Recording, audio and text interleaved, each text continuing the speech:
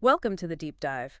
Today we're launching into a really fascinating exploration looking at what makes each of us unique. Yeah, we've got this great collection of sources focusing on personality dynamics, individual differences, Mm. especially how it all plays out at work, And our mission really is to pull out the key insights. We want to help you get a real handle on the science behind why people think, feel, and act differently. and what that actually means for you, in your day-to-day life, particularly in organizations.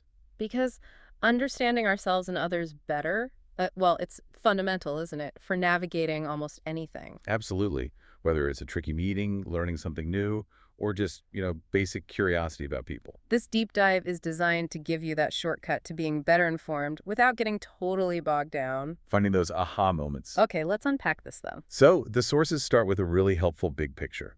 They put the unique individual right at the center. And how does that individuality express itself? Through lots of different forms, like self-concept, personality, styles, values, attitudes, emotions, abilities. It's a whole ecosystem. It really is. And while all that's important, today we're zooming in, right? The sources point us towards four key areas. That's right. We're focusing on self-concept, personality, abilities, and styles. That's where we'll build our understanding today. Makes sense to start with self-concept. Seems like the foundation. It really does. It's all about how you see yourself. So what's the definition we're working with here? The sources define it as your self-perception, seeing yourself as a physical, social, spiritual being. And it's rooted in your cognitions. Cognitions, meaning thoughts, beliefs. Exactly. Your knowledge, your opinions, your beliefs about yourself and the world. And this isn't the same everywhere, is it? Culture plays a big role. Oh, definitely. The sources use a great example comparing Japan and the U.S. on self-disclosure. Right. Americans often value being open, having that large public self. Yeah, they might share more readily. Whereas in Japan, the cultural norm tends to discourage quite so much self-disclosure. Which can lead to misunderstandings. For sure. An American might see a Japanese colleague as reserved, maybe hard to read. And the Japanese person might find the American a bit blunt or maybe oversharing. Precisely. It just shows how self-concept and how we express it are tied up with our cultural background. Really important in diverse workplaces. Absolutely. Okay, so self-concept itself breaks down further. The sources highlight four aspects. Where do we start? Let's kick off with self-esteem. It's probably the one people talk about most often. How's it defined here? Is it just feeling good about yourself? It's a bit more specific. It's your belief about your own self-worth based on your overall self-evaluation. So yeah, basically how much you like yourself. High versus low self-esteem. High means feeling worthy, capable. Right. And low involves more negative views, self-doubt. Now, the sources mention some controversy around like just trying to boost self-esteem artificially. Yeah, how best to actually do it is debated. But they share some interesting research. Like the study on sports schools. Exactly. Yeah. It showed a positive link between sports participation and better self-esteem, body image, even academic results, particularly for boys. Suggests sport could be a useful tool. And there's a link to employment status, too. Yes. Higher self-esteem seems correlated with being in school or working full-time compared to being unemployed or part-time. And losing a job can actually lower it, but getting reemployed can bring it back up. That's what one study found, yeah. Shows it's somewhat sensitive to life circumstances. But is high self-esteem always a good thing? The sources seem to suggest maybe not. It's nuanced. While it often links to better performance, it's not a magic wand. Under pressure, high self-esteem can sometimes flip into being boastful, aggressive. They mention the example of gang members scoring high when threatened. Right. So the takeaway seems to be that high self-esteem is great if it's earned, rooted in actual competence. Otherwise, it can manifest in less desirable ways. That earned versus unearned distinction feels really key. And for organizations, a mixed blessing, they call it. Yeah, because while high self-esteem employees might perform well, they might also be the first ones to jump ship if the company hits turbulence, like downsizing. You can lose your most confident people. Wow. And that long-term UK study, that sounded significant. It really was. 30 years of data showing a strong link between high childhood self-esteem and adult success, earning power, potentially even overcoming other disadvantages. Does this connection hold up across different cultures, though? Self-esteem and life satisfaction? It seems to, but the strength of the link varies. It's stronger in individualistic cultures like the US or UK. Where personal achievement is highly valued. Exactly. In more collectivist cultures like Korea or Japan, Fitting in with the community might be more relevant to life satisfaction than individual self-esteem. So, hammering on self-esteem might not be the best approach everywhere. Good point. So, practically speaking, how can organizations foster healthy self-esteem based on this? The sources point to a SHRM study suggesting things like being genuinely supportive, offering challenging work with autonomy, building trust between managers and staff, and giving positive feedback, celebrating successes. Makes sense. Okay, moving on within self-concept, Yeah. self-efficacy. How is this different from self-esteem? It's much more specific. Self-esteem is broad self-worth. Self-efficacy is your belief about your chances of succeeding in a particular task. Yeah, okay, not am I a good person, but can I actually do this specific thing? Precisely. And it often comes from acquiring skills, from experience. It creates this cycle with performance. A cycle, how does that work? Well, your belief in your ability impacts how you perform. Then, how you actually do perform feeds back and either strengthens or weakens your belief for the next time. It can spiral up or down. Got it. The sources mentioned Bandura's model for where these beliefs come from. Yes, 4 main sources. Prior experience is the big one. If you've done it successfully before, that's huge. Makes sense. What else? Seeing others succeed or fail behavior models. Getting supportive persuasion, someone genuinely saying, you've got this. And your physical and emotional state matters too. Like stage fright, lowering your efficacy for public speaking. Exactly. And these are deep beliefs. The sources stress, not just acting confident. And the research backs this up strongly, the link to performance. Oh, very strongly. Meta-analyses show a significant positive link between self-efficacy and job performance. It helps with anxiety, addiction, pain tolerance, you name it. And low self-efficacy. That's linked to lower success and sometimes learned helplessness, that awful feeling you have no control. So organizations really need to nurture this. What are the practical tips? Lots of them. In recruiting, maybe probe for general self-efficacy, but be careful about testing biases. Right. They mentioned potential issues for women and minorities there. Yeah.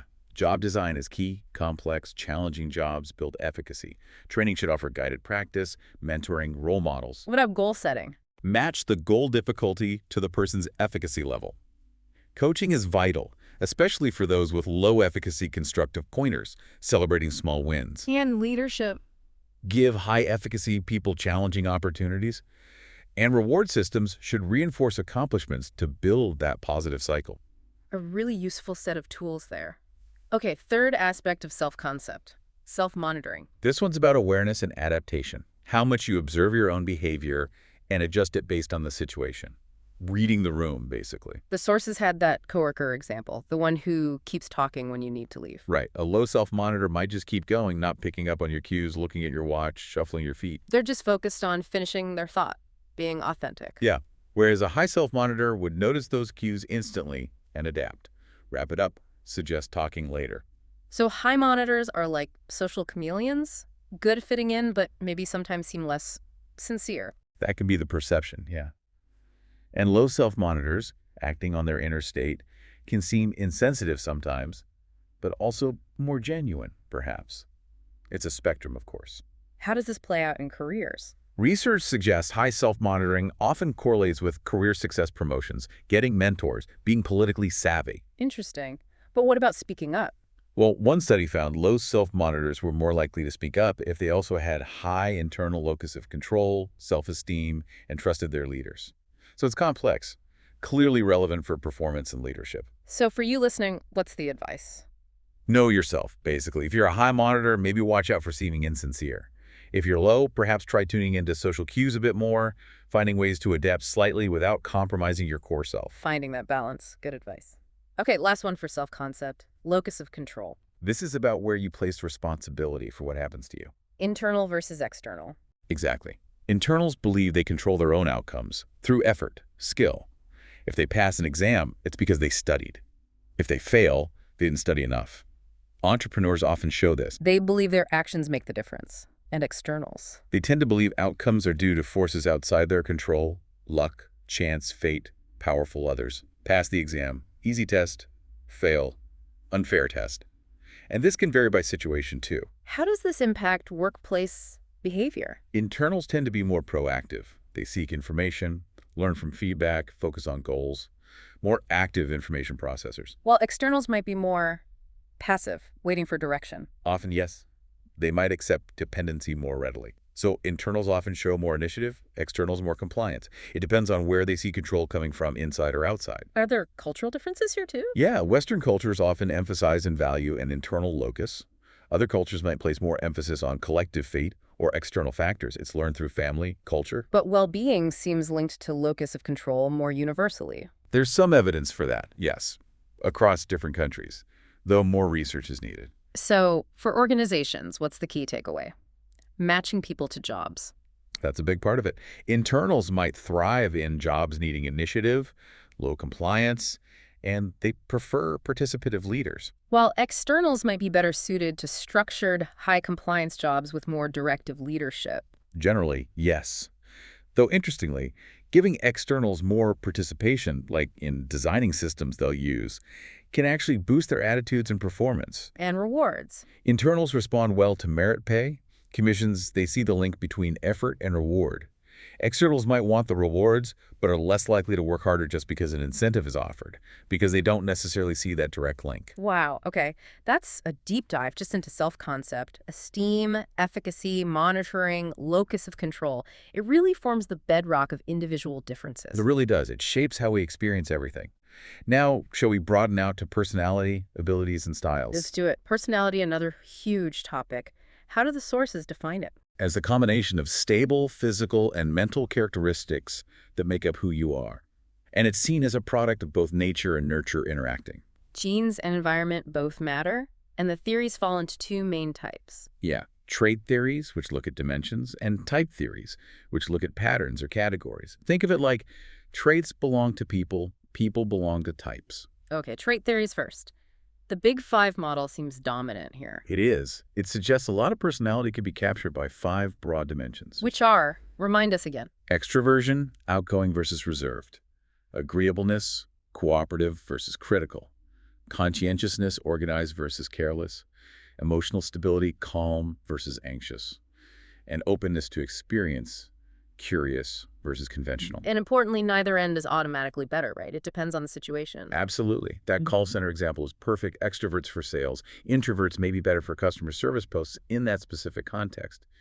Different strengths. What does the research say about the Big Five and job performance? Conscientiousness comes out on top pretty consistently as the strongest predictor across many jobs. Being responsible and organized pays off. Seems so. Extroversion is also a good predictor, especially for social jobs, and linked to promotions and pay. Emotional stability helps manage stress. Agreeableness, conscientiousness, emotional stability are good for customer service. And this holds up internationally. Largely, yes. The Big Five structure seems pretty robust across cultures. So potentially useful for organizations, but with caveats about testing. Exactly. Understanding the traits can help with person-job fit, diversity management, but applying it through tests needs care. Which brings us to type theories, and the big one, Myers-Briggs, the MBTI. Right, based on Jung's ideas about perception, sensing intuition, judgment, thinking, feeling, and orientation, extroversion, introversion. And Myers and Briggs added that fourth dimension. Yes, judging versus perceiving how you like to live your outer life. Judging types like order, closure, quick decisions. Perceiving types prefer flexibility, staying open, gathering info. And this leads to 16 different types based on your preferences across the 4 dimensions. Correct. The sources give brief profiles, like STs being practical and logical, NFs being imaginative and people-focused. But the sources are quite cautious about the MBTI's link to actual job performance, aren't they? Very cautious. They say the research linking specific types to things like managerial effectiveness is mixed, and you really can't draw firm conclusions about performance based only on MBTI type. So if not for hiring or performance reviews, what's its value? The sources suggest it's useful for things like diversity training, team building, self-awareness, improving communication. Understanding that people have different preferences for taking in information and making decisions can reduce conflict and improve collaboration. It's about preference, not ability. That distinction is key. Okay, this whole discussion raises the issue of psychological testing in the workplace more broadly. Yes, psychometrics. Measuring intelligence, abilities, personality. Tests of typical performance like personality versus maximum performance, like ability tests. And there are big questions around using personality tests for hiring, right? What are the main worries? 3 main ones highlighted. First, predictive validity. Do the tests actually predict how someone will do on the job? As we said, even the best trait predictors aren't super strong alone. Okay. Second, differential validity. Do the tests work the same way for different groups, like different races? More research is needed, but it's a fairness concern. And third, faking. Can people just figure out the right answers to look good? If so, the test isn't measuring personality anymore, just maybe test-taking savvy. It threatens the validity. So given all that, what's the practical advice for companies? Use validated tests, hire qualified pros to administer and interpret them, make sure they're actually relevant to the job, be transparent with applicants, protect confidentiality, and interpret results cautiously as just one piece of the puzzle. And consider alternatives like skills tests or behavioral interviews. Definitely. But the key point is, problems with testing don't negate the value of the concepts. Understanding personality, self-concept, etc. is still incredibly useful for managers and individuals. Right. Okay, let's shift to abilities and styles. What's the core distinction? Ability is about your maximum potential, like raw processing power or physical strength. Style is about your preferred way of doing things. Skill is a specific learned capacity. Think pilot needs spatial ability, plus learned control, skill. And they introduce competence as a kind of umbrella term. Yeah, basically any underlying characteristic linked to effective performance. It's widely used in HR for job descriptions and things, a common language. So abilities are generally more is better, while styles are about different, equally valid preferences. That's a good way to put it. Abilities are often unipolar, styles bipolar. Let's talk intelligence and cognitive abilities. Defined as capacity for constructive thinking, reasoning, problem solving. Again, nature and nurture interact. The traditional view had G general mental ability plus specific ones. Yes, like verbal comprehension, numerical ability, spatial reasoning, inductive reasoning, several of which are valid predictors of job performance. But the idea of intelligence has broadened out. Significantly, you have multiple intelligences theory, practical intelligence, emotional intelligence. These help explain why people with similar IQs can have very different levels of success. It's not just about raw cognitive horsepower. And research shows people tend to find jobs that match their ability levels. Generally, yes. And there's the Flynn effect, IQ scores rising over generations, possibly due to better schooling, nutrition, complexity of life. You mentioned that recent study about kids' cognitive skills shifting. Visual skills up, maybe analytical down slightly. Yeah, potentially linked to our modern, image-saturated, fast-paced environment. It suggests even intelligence isn't totally fixed, and tests need to keep up. And the same cautions about testing apply here as with personality tests. They do. Fairness, relevance, interpretation, all crucial. Okay, what about cognitive styles? How we use our intelligence. Exactly.